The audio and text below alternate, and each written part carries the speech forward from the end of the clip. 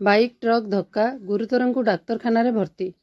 ବୌଦ୍ଧ ଜିଲ୍ଲା ବୌଦ୍ଧ ଥାନା 57 ନମ୍ବର ଜାତୀୟ ରାଜପଥ ବୀରନରସିଂହପୁର ସ୍ଥାୟୀ ନର୍ସରୀଠାରେ ମର୍ମନ୍ତୁଦ ସଡ଼କ ଦୁର୍ଘଟଣାରେ 2 ଜଣ ଗୁରୁତର।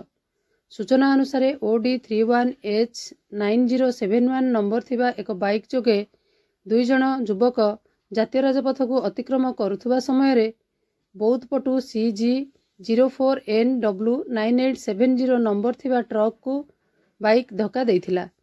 ଫଳରେ ବାଇକ୍ରେ ଥିବା 2 ଜଣ ଗୁରୁତର ହୋଇଥିଲେ।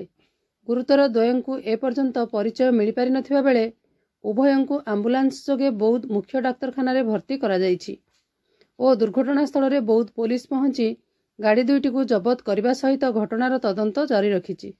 ସେପଟେ ଜଣଙ୍କର ସ୍ୱାସ୍ଥ୍ୟ ଅବସ୍ଥା ବହୁ ଗୁରୁତର ଥିବାର ଜଣାପଡ଼ିଛି।